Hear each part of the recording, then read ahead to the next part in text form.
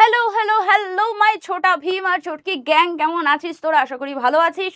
পরীক্ষার টেনশন রয়েছে ম্যাম, বুঝতে পারছি না যে জিওগ্রাফির সিলেবাসটা কমপ্লিট হবে তো। ডেফিনেটলি হবে, যেখানে তোমাদের পুকি ম্যাম রয়েছে, মানে বৌশালী ম্যাম রয়েছে, সেখানে তোমাদের জিওগ্রাফির যতটা সিলেবাস রয়েছে সেকেন্ড সামেটিভে সেটা আমি শেষ করেই দেবো। তার মধ্যে আজকে যে চ্যাপ্টারটা নিয়ে চলে এসেছি সেটা হচ্ছে কি, সেটা হচ্ছে নদী।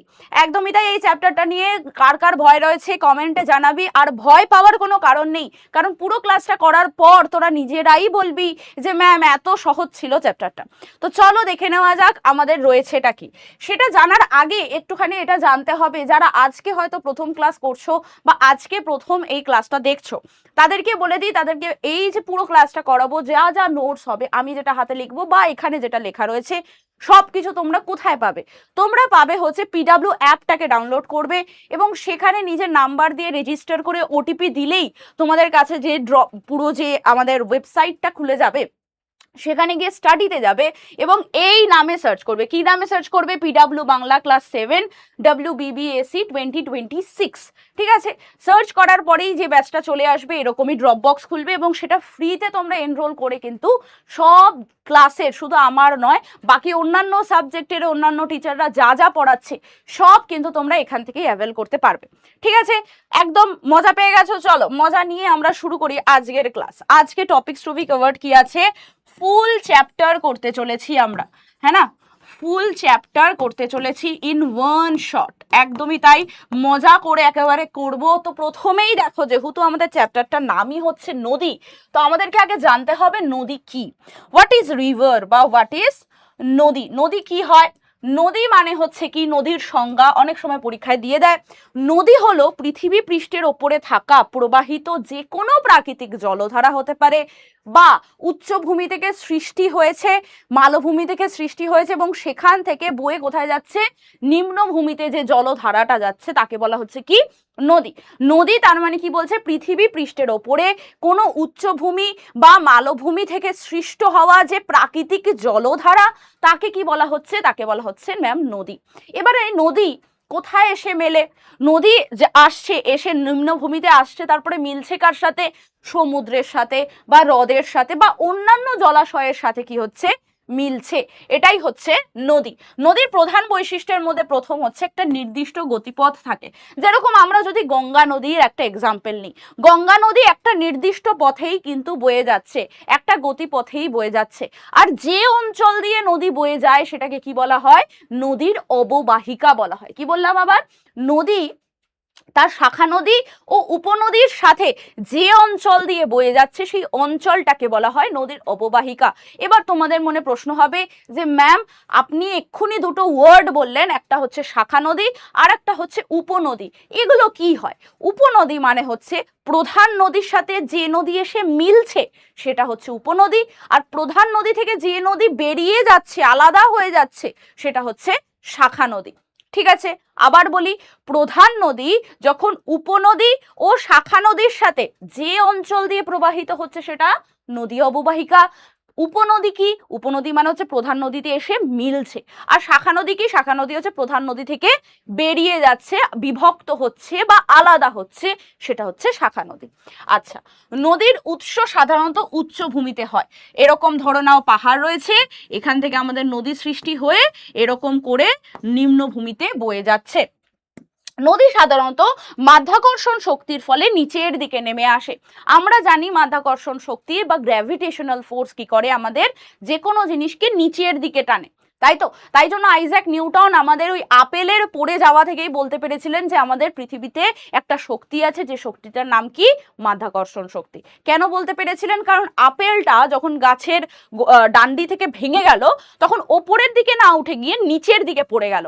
আমরা যখন গোল গোল করে ঘুরি তখন আমরা কি হয়? একবার ঘুরতে ঘুরতে ঘুরতে ঘুরতে একটা টাইম হয় যখন আমরা নিচের দিকে পড়ে যাই, নাকি ঘুরতে ঘুরতে একেবারে বেরিয়ে চলে যাই। কোনো কিছুই আমাদের পৃথিবীতে এমন কোনো বস্তু নেই যেটা কি হবে ঘুরতে ঘুরতে কোথাও বেরিয়ে চলে যাচ্ছে বা পড়তে গিয়ে উপরের দিকে উল্টো উঠে যাচ্ছে, তা কিন্তু হবে না। সবই কোথায় আসে?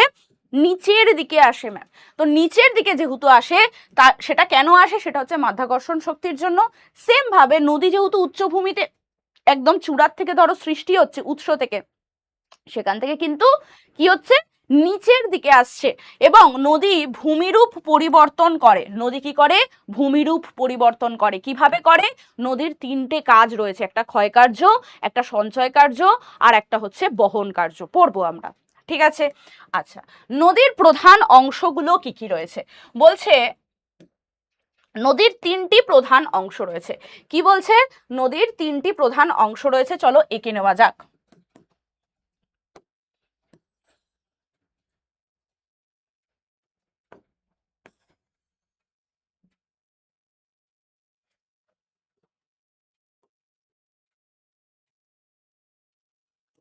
দেখো, এখান থেকে আসছে, দেখো জিনিসটা কি হচ্ছে,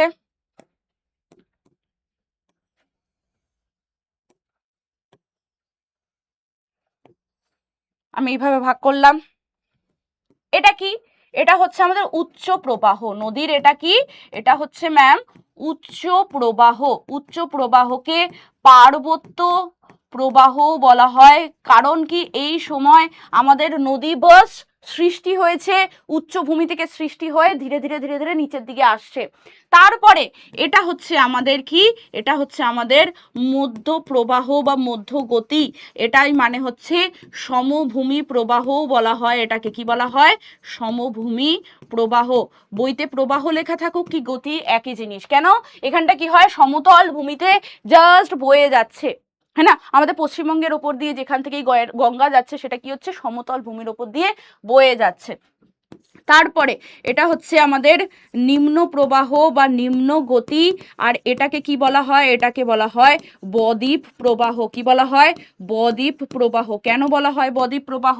কারণ এই জায়গাটা একদম নিম্ন এবং এখানে আমাদের কি হয়? সঞ্চয় হয়। এবার সেটাই লিখবো। দেখো কি হয়? পার্বত্য প্রবাহতে, পার্বত্য প্রবাহতে কি হয়? আমাদের ক্ষয় কার্য হয়। নদীর কি হয়? ক্ষয় কার্য হয় বা ইরোশন বলা হয়। কি বলা হয় এটাকে? ইরোশন বলা হয়। ক্ষয় কার্য হচ্ছে। এখানে কি হচ্ছে? মেনলি যেহেতু নদী একদম উচ্চ প্রবাহ থেকে আসছে, পাহাড়ের গা বেয়ে আসছে, তার জন্য ওখানে বেশি কি হচ্ছে? ক্ষয় কার্য হচ্ছে। মানে কি হচ্ছে? নদী কি করছে? ভূমিরূপটাকে ঘষা দিয়ে দিয়ে দিয়ে দিয়ে ওখানে ক্ষয় করছে। সমভূমিতে কি হয়? সমভূমিতে মেনলি বহন কার্য হয়। কি হয়? বহন কার্য হয়। বস এখানে বয়ে নিয়ে যাচ্ছে। এখানে কি করছে? বয়ে নিয়ে যাচ্ছে। আর নিম্ন প্রবাহে যেহেতু নিচু, সেখানে জলটা এসে কি করবে? ওই যে ক্ষয় কার্য করে যে ক্ষয়জাত পদার্থগুলো রয়েছে সেগুলোকে কি করবে? ওখানে ডিপোজিট করবে বা সঞ্চয় করবে। তো এখানে কি হয়? এখানে সঞ্চয় কার্য হয়। এখানে কি হয়? সঞ্চয় কার্য বা ডিপোজিশন হয়। সঞ্চয় কার্য বা ডিপোজিশন হয়। দেখো সেটাই লেখা রয়েছে। বলছে উচ্চ প্রবাহ উচ্চ গতি, যেটা আপার কোর্স, সেটা হচ্ছে নদীর শুরুর অংশ বা উৎসস্থলটা সাধারণত পাহাড়ি অঞ্চলে হয়, তাই পার্বত্য প্রবাহও বলা হয়। এখানে কিন্তু প্রবল বেগে ভূমি কি হয়? ক্ষয় হয়, এই যে বললাম, এবং বিভিন্ন ভূমিরূপ সৃষ্টি হয়। যেমন ভি আকৃতির উপত্যকা, এটাকে গিরিখাত বলা হয়। যেমন হচ্ছে জলপ্রপাত প্রভৃতি তৈরি হয়। তারপরে হচ্ছে মধ্য প্রবাহ বা মিডল কোর্স। কি বলছে? এটা মাঝের অংশ। এখানে নদীর গতি ঢাল কিছুটা কমে যায়। ক্ষয়ের পাশাপাশি কিন্তু এটা কি করে? নদীর কাজ হলো পলিও বালিকে এক স্থান থেকে অন্য স্থানে বহন করে নিয়ে যাওয়া। আমি এইমাত্র বললাম বহন করে নিয়ে যায়, মানে বহন কার্য হয় এবং নদীবাঁক বা মিয়েন্ডার তৈরি হয়। তারপরে নদী যেটা নিম্ন প্রবাহ বা নিম্ন গতি লোয়ার কোর্স রয়েছে, সেটা হচ্ছে শেষ অংশ বা মোহনার কাছের অংশ। যেহেতু তাই জন্য এখানে কি হয়ে যায়? গতি একেবারেই ধীর হয়ে যায়। আর এখানে পলল বা বালিগুলো যেটা আর কি ওপর থেকে ক্ষয় হয়ে গেছে, সেটা এখানে কি করা হয়? সেটা সঞ্চয় করা হয়। দেখো এখানে লেখা রয়েছে সঞ্চয় করা হয়, ডিপোজিট করা হয়। তার জন্য ওখানে কি কি তৈরি হয়? প্লাবন ভূমি বা বদ্বীপ প্রবাহ বা বদ্বীপ তৈরি হয়, বা আমাদের মোহনার মতন কি হয়? ভূমিরূপ তৈরি হয়। ঠিক আছে? আচ্ছা, দেখো এটা আমি এঁকেও দিয়েছি, এটা আমি এখানে নিচে লিখে দিই। এটা হচ্ছে নদীর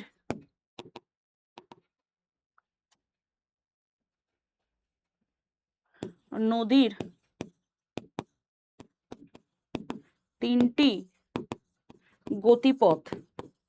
আর এই যে তিনটি গতিপথ রয়েছে, নদীর এই যে তিনটি গতিপথ রয়েছে, এই তিনটি গতিপথ দিয়েই যে নদী যাচ্ছে সেই নদীকে কি বলা হয়? আদর্শ নদী।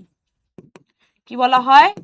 আদর্শ নদী বা আইডিয়াল রিভার বলা হয়। আইডিয়াল রিভার বলা হয়। কেন বলা হয় আদর্শ নদী বা আইডিয়াল রিভার? তার কারণ হচ্ছে যে নদী, লিখে দিচ্ছি, যে নদী উচ্চ, মধ্য ও নিম্ন এই তিন গতি প্রবাহের মধ্য দিয়ে প্রবাহিত হয় তাকে আদর্শ নদী বলে। উদাহরণ হচ্ছে আমাদের গঙ্গা নদী, না? গঙ্গা নদী। ঠিক আছে, বুঝতে পেরেছি। আচ্ছা, তারপরে বলছে দেখো নদীর উৎস কোথায়। নদীর উৎস আমরা পড়লাম নদী যেখান থেকে শুরু হচ্ছে। নদী কোথা থেকে শুরু হচ্ছে ম্যাম? নদী উচ্চ প্রবাহ থেকে শুরু হচ্ছে। বলছে নদীর যে স্থান থেকে প্রবাহ শুরু হয় তাকেই বলা হয় নদীর উৎস। নদী সাধারণত কি হয়? উপর থেকে শুরু হয়ে নিচ অব্দি আসে। আর উৎপত্তি স্থলটা সাধারণত কি হয়? সাধারণত পাহাড়ি ঝর্ণা বা গলন্ত হিমবাহ বা হ্রদ বা ভূগর্ভস্থ জলাশয় হয়ে থাকে। হ্যাঁ না? এখান থেকে কি হয়? জলাধার জমে জমে নিচের দিকে প্রবাহিত হয়, এটিকে পূর্ণাঙ্গ নদী রূপ নেয়। পূর্ণাঙ্গ নদী বা আদর্শ নদী, হ্যাঁ না? পূর্ণাঙ্গ নদী বা আদর্শ নদী। নদীর উৎস কি কি হতে পারে? হিমবাহ গলিত জল, বৃষ্টির জল, ঝর্ণা ও হ্রদ। গঙ্গার উৎস যদি আমরা বলি সেটা হচ্ছে গঙ্গোত্রী হিমবাহ। সিন্ধুর উৎস হচ্ছে তিব্বত মালভূমি। এগুলো আমাদেরকে মুখস্থ করতে হবে। ঠিক আছে, তারপরে কি বলছে দেখো নদীর মোহনা কি? মানে নদী যেখানে গিয়ে পতিত হচ্ছে। কি হচ্ছে? নদী যেখানে গিয়ে পতিত হচ্ছে। বলছে নদীর মোহনা হচ্ছে সেই অঞ্চলটা যেখানে প্রবাহমান নদী, কোনো বৃহত্তর জলাশয়, সেটা হতে পারে সমুদ্র, সেটা হতে পারে অন্য কোনো নদী, সেটা হতে পারে হ্রদ বা উপসাগরে গিয়ে যখন মিলছে, যেই জায়গাটায় গিয়ে মিলছে সেই মিলন স্থলটাকে কি বলছে? মোহনা। সাধারণত মোহনার কাছে কি হয়ে যায়? নদীর স্রোতের গতি যেটা রয়েছে মানে নিম্ন গতি, সেটা একেবারেই কম হয়ে যায়। ফলে সেখানে কি তৈরি হয়? সেখানে বদ্বীপ বা যেটাকে ইংলিশে কি বলে? ডেল্টা বলে। ডেল্টা তৈরি হয় আর প্রশস্ত উপকূলীয় অঞ্চল গঠিত হয়। ঠিক আছে, নদী মোহনা দুই প্রকার হয়। একটা হচ্ছে এস্চুরি আর একটা হচ্ছে ডেল্টা। এস্চুরি বা এটাকে খাড়ি বলা হয়। কি বলা হয় বাংলাতে? খাড়ি বলা হয়। কি হয়? মোহনার এমন একটা রূপ যেখানে মিষ্টি জল খোলা সমুদ্র মহাসাগরের নোনা জলের সাথে সরাসরি মুক্তভাবে এসে মিলছে। মানে কি বললাম? নদী আসছে মিষ্টি জল আর এখানে সমুদ্র মিলছে, ফলে যে প্রশস্ত যে জায়গাটা তৈরি হচ্ছে সেটা হয়ে গেল কি? আমাদের প্রশস্ত যে মোহনা, সেটাকে বলা হচ্ছে খাড়ি। এই যে আমাদের মিষ্টি জলের নদী আসছে, এই যে নোনা জলের সমুদ্র এখানে শেষ, এখানে এসে মিলল, এখানটা কি হলো? প্রশস্ত একটা কি হয়ে গেল? আমাদের মোহনার সৃষ্টি হলো। এটাকে বলা হয় খাড়ি বা এস্চুরি। এবার যদি নদীর স্রোতটা ধীর হয়ে পলি জমা হয়ে একটা বয়ের মতন, হ্যাঁ না, মাত্রাহীন বয়ের মতন বা ডেল্টা আকৃতি তৈরি হয়ে যায়, তাহলে সেটাকে বলবো বদ্বীপ। ঠিক আছে, সেটাকে বলবো বদ্বীপ। যেমন গঙ্গা ব্রহ্মপুত্র নদীর মোহনাতে সৃষ্ট বদ্বীপটার নাম কি? সুন্দরবন। হ্যাঁ না? সুন্দরবন। আচ্ছা, এবার নদীর যে কাজগুলো যেটা আমরা অলরেডি পড়লাম, একটা হচ্ছে ক্ষয়কার্য মানে হচ্ছে ইরোশন। কোথায় হয় এটা? এটা উচ্চ গতিতে হয় ম্যাম, হ্যাঁ না? তারপরে হচ্ছে পরিবহন বা বহন যেটা হচ্ছে ট্রান্সপোর্টেশন, এটা কোথায় হয়? এটা মধ্য গতিতে হয়।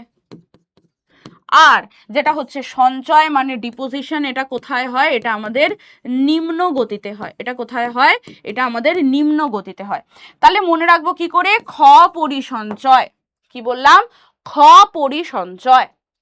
খ পরিসঞ্চয়। খ মানে হচ্ছে ক্ষয়, পরি মানে হচ্ছে পরিবহন, সঞ্চয়। ঠিক আছে, খ পরিসঞ্চয় করে মনে রাখবো। আচ্ছা, নদীর ক্ষয় কার্য কি বলছে দেখো। নদীর ক্ষয় কার্য আবার কয়েক প্রকার হয়। একটা হচ্ছে নিম্নক্ষয়। নদী যখন যাচ্ছে তখন কি হচ্ছে, নিচটাতে ক্ষয় করছে। এই ধরো আমাদের ভূমিরূপ, নদী এখান থেকে যাচ্ছে, এখানে ক্ষয় করছে, নিচটাতে ক্ষয় করছে, তাহলে সেটা কি হয়ে যাবে, নিম্নক্ষয় হয়ে যাবে। তখন কি হবে, ভি আকৃতির উপত্যকা সেটা ধীরে ধীরে আই আকৃতির উপত্যকা বা ক্যানিয়নের সৃষ্টি করবে।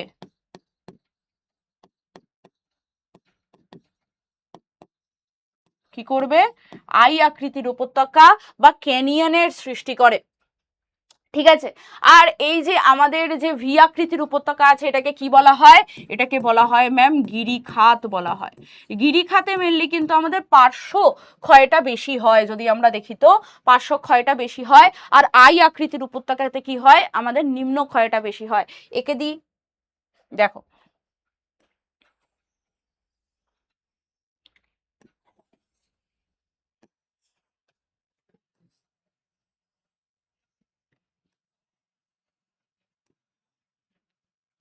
এটা কি, এটা হচ্ছে আমাদের গিরিখাত বা ভি আকৃতির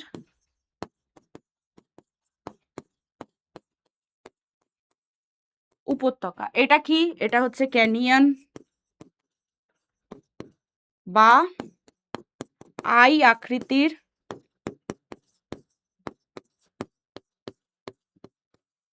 উপত্যকা।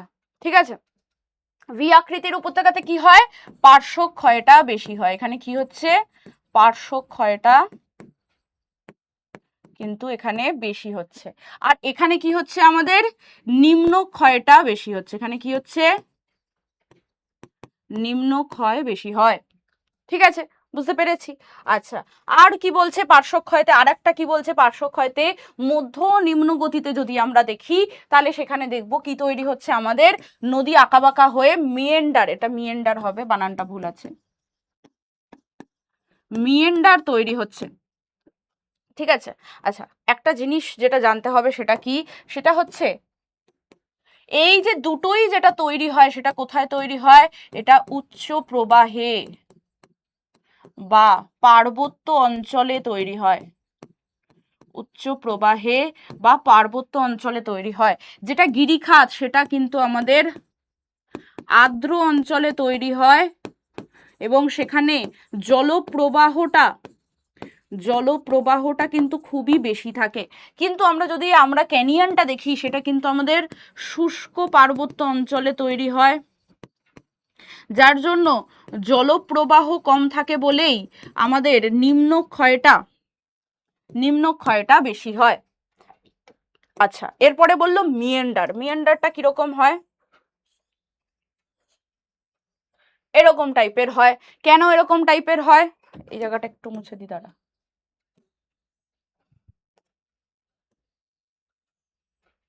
দাঁড়া এটা পুরোটাই আঁকি একবার।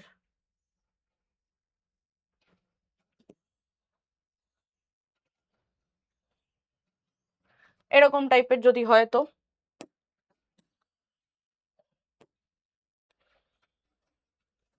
কিরকম ভাবে হচ্ছে, এটা কেন হচ্ছে, তার কারণ হচ্ছে নদী যখন পলি বয়ে বয়ে বয়ে বয়ে নিয়ে যাচ্ছে তখন কি হয়ে যাচ্ছে, এত বেশি বোঝা হয়ে যাচ্ছে, ধরে না তোর পিঠের মধ্যে যে ব্যাগটার মধ্যে বই খাতা দেওয়া হয়েছে সেটা অতিরিক্ত দেওয়া হয়েছে, তো কি হবি, কুজো হয়ে যাবি, তারপরে একদিক এদিক একবার এদিক একবার এদিক করে চলবি, শুধুই সোজা চলতে পারবি না। তো তার জন্য কি হচ্ছে, যখন নদীর মধ্য গতিতে, এটা কোথায়, এটা হচ্ছে মধ্য বা নিম্ন গতিতে, যখন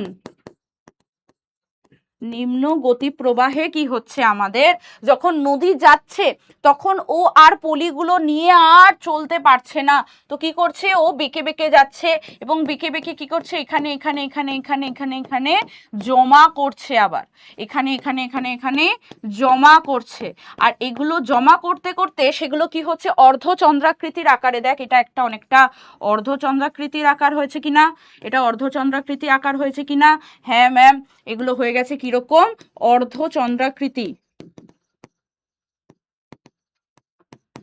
অর্ধচন্দ্রাকৃতির আকারে।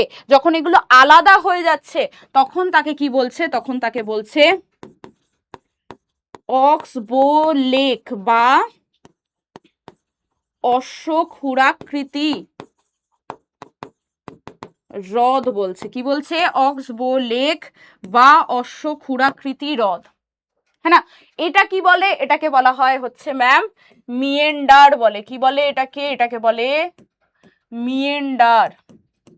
আর এই মিয়েন্ডারটাই যখন আরো বেশি পলি জমা হয়ে অর্ধচন্দ্রাকৃতি হয়ে আলাদা হয়ে যায়, আসল নদী প্রবাহ থেকে আলাদা হয়ে যায়, তখন তাকে কি বলে?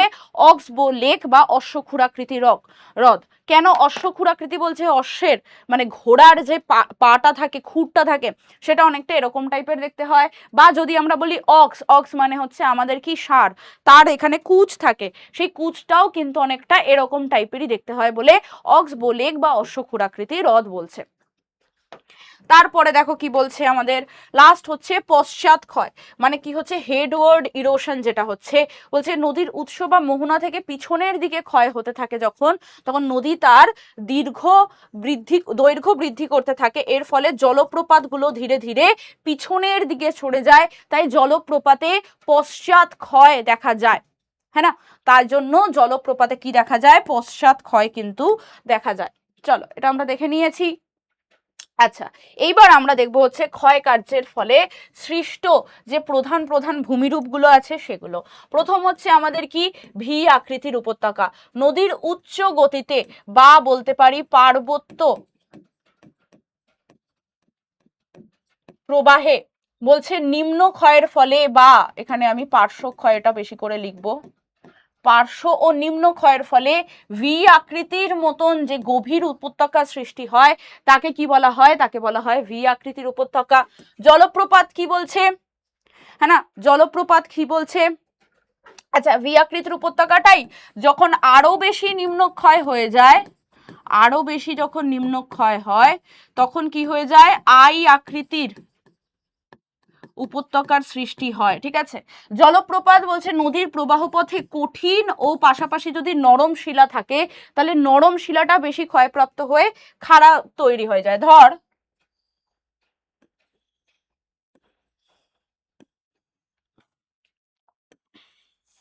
এরকম ভাবে ধর রয়েছে, এটা হচ্ছে আমাদের কঠিন শিলা, এটা হচ্ছে নরম শিলা, এটা হচ্ছে কঠিন শিলা, এটা হচ্ছে নরম, এটা হচ্ছে কঠিন।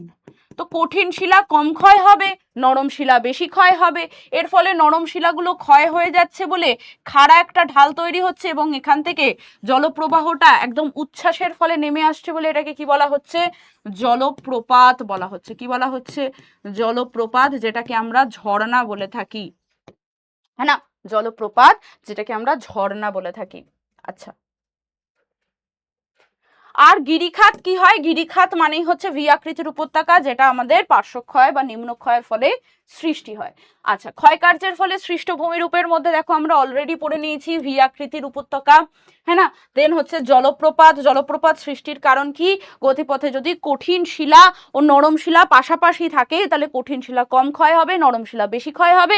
ফলে কি হবে? আমাদের খাড়া ঢাল বিশিষ্ট একটা জলোচ্ছ্বাস হবে, সেটাকে বলা হবে কি? আমাদের জলপ্রপাত।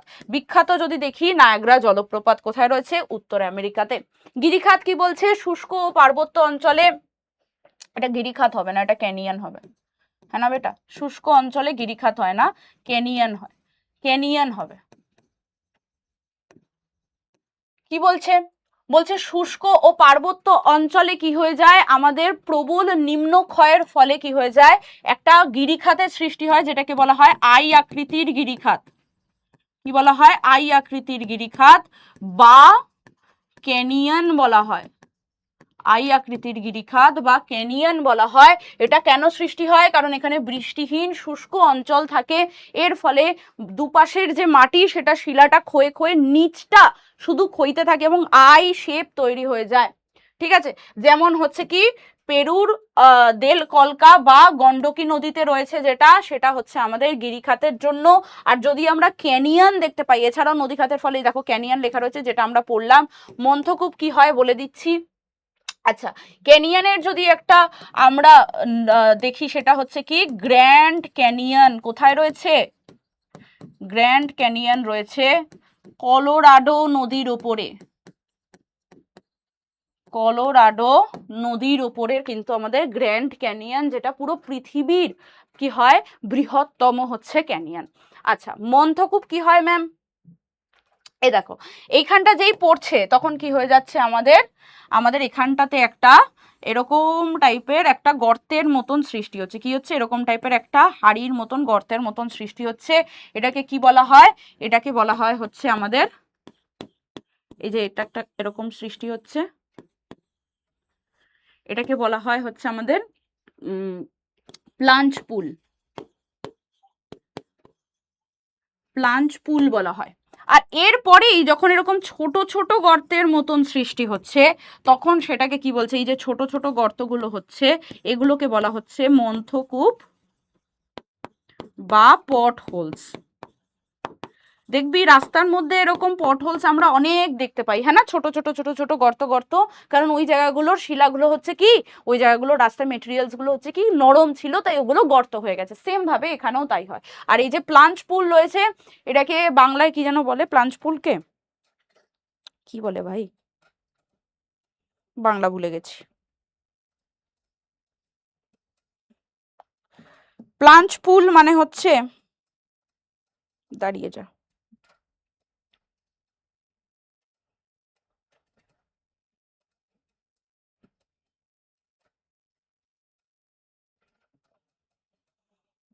প্রপাত কূপ, হ্যাঁ মনে পড়েছে, প্রপাত কূপ। ঠিক আছে, এটা হচ্ছে প্রপাত কূপ। এটাও কিন্তু একটা উদাহরণ আমাদের, এটাও কিন্তু একটা উদাহরণ। আচ্ছা জলপ্রপাত কোথায় সৃষ্টি হয় আমাদের? উচ্চ প্রবাহের সৃষ্টি হয়, উচ্চ প্রবাহের সৃষ্টি হয়। জলপ্রপাতের তিনটি ভাগ রয়েছে, জলপ্রপাতের তিনটি ভাগ রয়েছে। কি কি রয়েছে? একটা হচ্ছে ক্যাটারেক্ট, একটা হচ্ছে র্যাপিড, আর একটা হচ্ছে কাসকেড। আচ্ছা ক্যাটারেক্টটা কি হয়? যেখানে প্রবল জলোচ্ছ্বাস হচ্ছে একদম ডাইরেক্ট পড়ছে, সেটা হচ্ছে কি ক্যাটারেক্ট, সেটা হচ্ছে কি আমাদের ক্যাটারেক্ট। র্যাপিডটা কি হয়?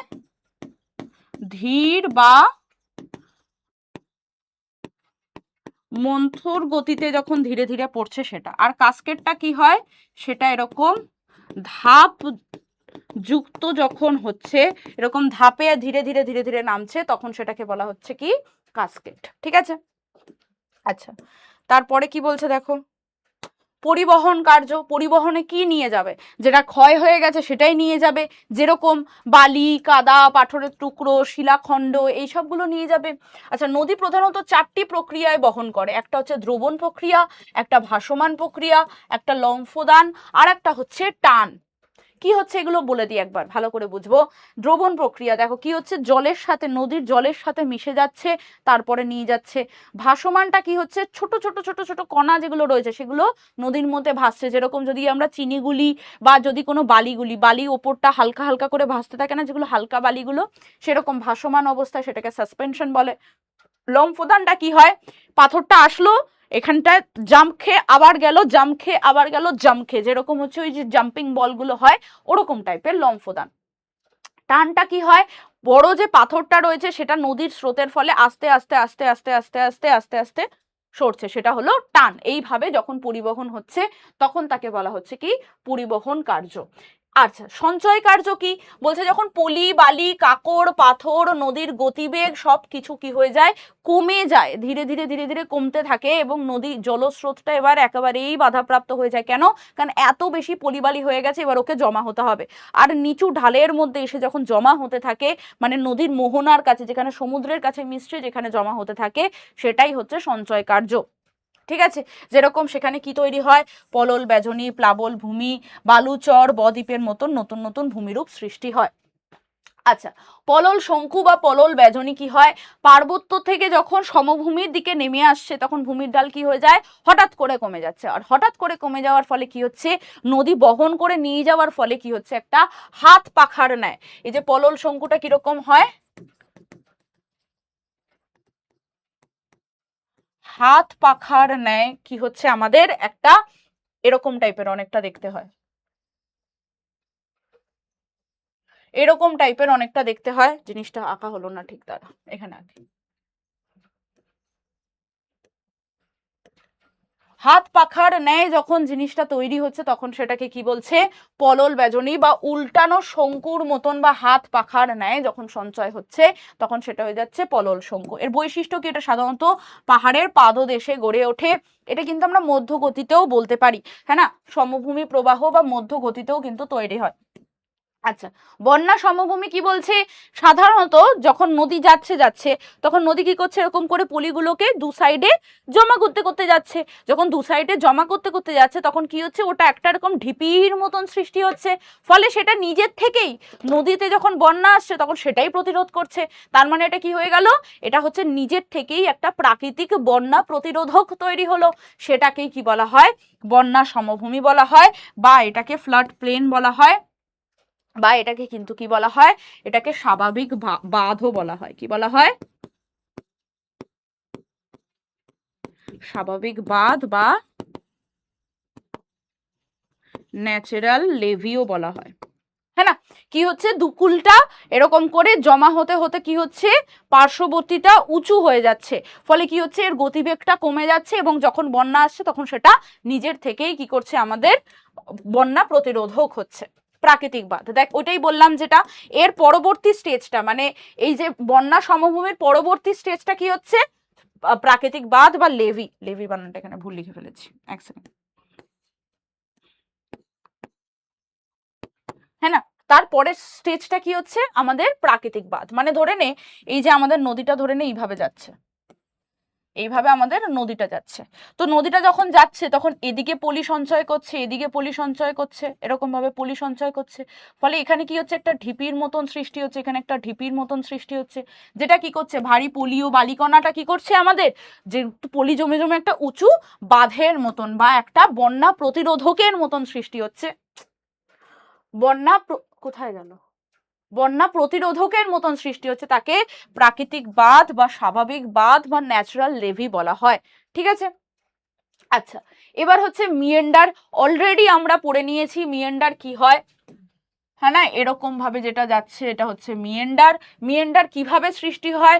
স্রোতের বেগ কি হচ্ছে?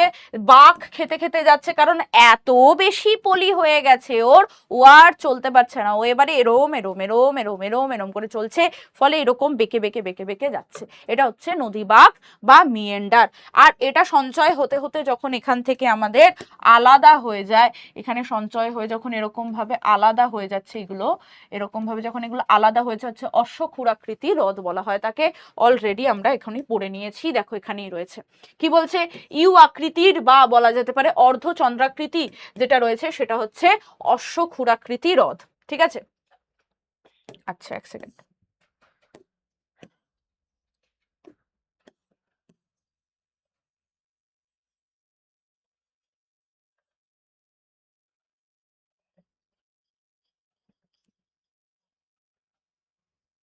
আচ্ছা, এরপর কি বলছে? বলছে নদীর গতিপথ আঁকাবাঁকা হওয়ার ফলে কি হচ্ছে? বাইরের বাঁকে ক্ষয় কার্য এবং ভিতরের বাঁকে কি হচ্ছে? সঞ্চয় কার্য হচ্ছে, হ্যাঁ না? এই দেখো, বাইরের বাঁকটাতে ক্ষয় কার্য হচ্ছে, ভিতরের বাঁকটাতে সঞ্চয় কার্য হচ্ছে। ফলে কি হচ্ছে? আমাদের ধীরে ধীরে অশ্বক্ষুরাকৃতি হ্রদের সৃষ্টি হচ্ছে।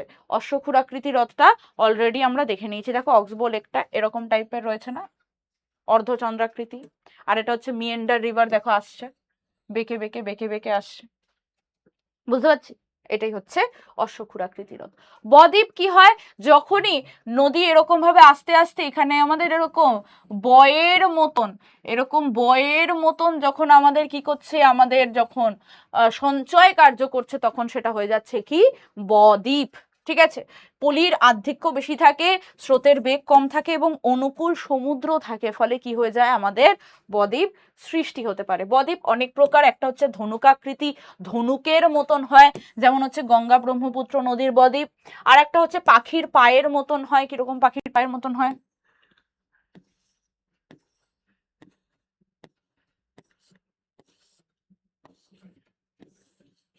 এরকম ভাবে, মানে এই যে এরকম ভাবে পাখির পা হয়, ঠিক সেইভাবে ছড়িয়ে থাকে, সেটা হচ্ছে বার্ডফুল ডেল্টা।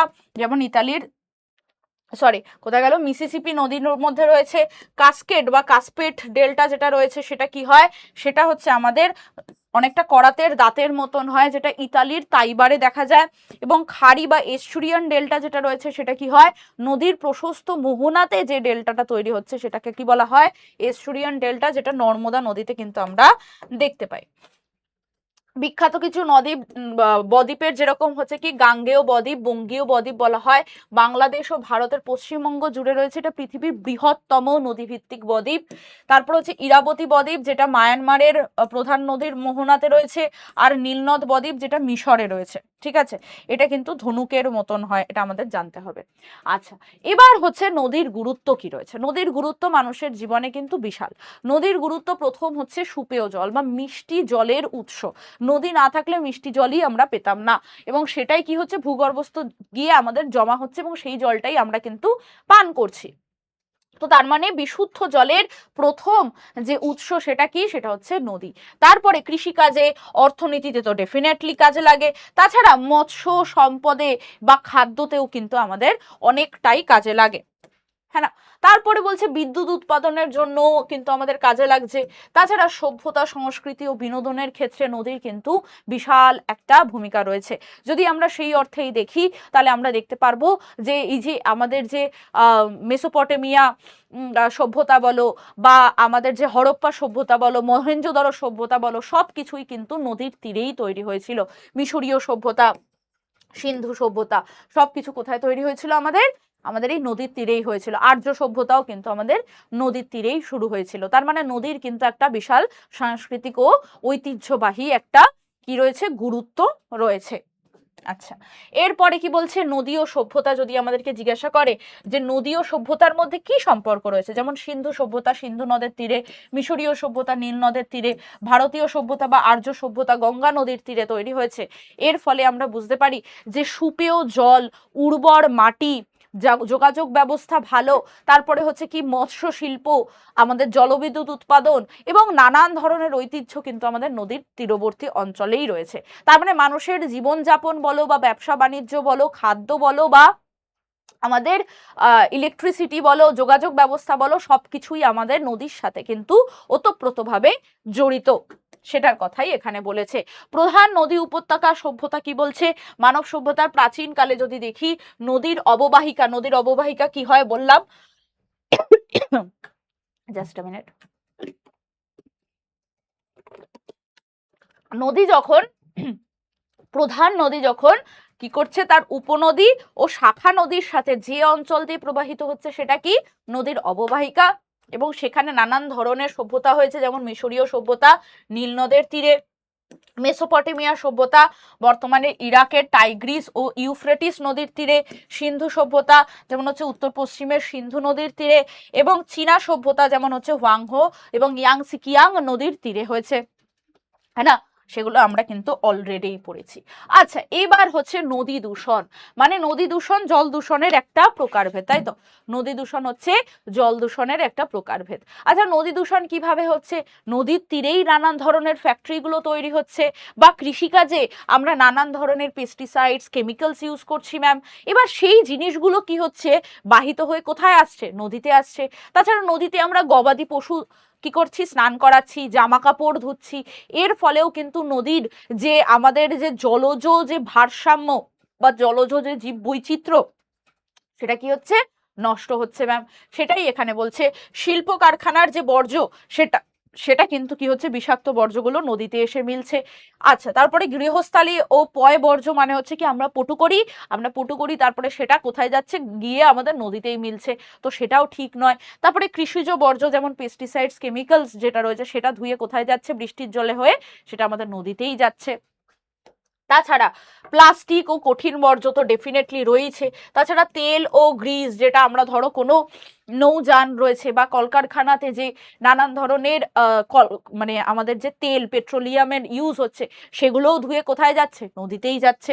তাছাড়া ধর্মীয় আচার বিচারের চক্করে কিন্তু আমরা নদীতে এত বেশি ফুল মালা, তারপরে এই যে ঠাকুর বিসর্জন দিই, তারপরে ঠাকুরের যে কাপড় জামা, কেমিক্যালস গুলো যে রং করা হয়, এগুলো তো কেমিক্যালস, সেগুলো যখন নদীতে যাচ্ছে তখন যে মৎস্য জলজ জলজ যে কোনো প্রাণী, তার মধ্যে মৎস্যও রয়েছে এবং সবকিছুই রয়েছে, সবার কিন্তু প্রাণহানি হচ্ছে, সেটা কিন্তু আমরা দেখি না। আমরা কি করি, আমরা শুধুমাত্র আমাদের নিজেদের যা কিছু দরকার, যেরকম কলকারখানা থেকে আমাদের কি করা উচিত, বিজনেস করছি আমরা, তারপরে কৃষিকাজ করে আমরা খাদ্য উৎপাদন করছি, বা গৃহস্থালির যে কোনো বর্জ্য পদার্থ বা প্লাস্টিক, এই সব কিছু আমরা নদীতে ফেলে দিচ্ছি। আমরা এটা দেখছি না, বা এটা দেখছি না যে নদীর মধ্যেও থাকে কিন্তু অনেক আমাদের জলজ প্রাণী, তাদের প্রাণের কি হবে এটা কিন্তু আমরা দেখি না। তো আমরা সংরক্ষণ কিভাবে করব, বর্জ্য নিয়ন্ত্রণ করব, হ্যাঁ না, যেটা শিল্প কারখানা থেকে যে অপরিশোধিত বর্জ্য আছে সেটা পরিশোধন করে আমরা ফেলবো। তারপরে হচ্ছে কি, নদীর স্বাভাবিক প্রবাহটাকে আমরা বজায় রাখার চেষ্টা করব, অবৈধ দখলটাকে রোধ করব, এবং দূষণ প্রতিরোধ করার জন্য আমরা যেমন এখন দেখি, আমাদের এখনই যখন আমরা দুর্গাপূজা বা যে কোনো পুজোর পরে আমরা নদীতে যখন ভাসান দিতে যাই, তখন কি বলা হয় যে ফুল বা মালা বা যা কিছু রয়েছে সেগুলোকে আলাদা করে অন্য একটা জায়গায় ফেলুন, আর যে ঠাকুরকে বিসর্জন দেওয়ার কিছুক্ষণ বাদে বা একদিন বাদেই কি করা হয়, ওটাকে তুলে নেওয়া হয়, শুধু মাটিটাকে ছেড়ে দেওয়া হয়, তাই তো? কেন? যাতে দূষণটাকে রোধ করা যেতে পারে।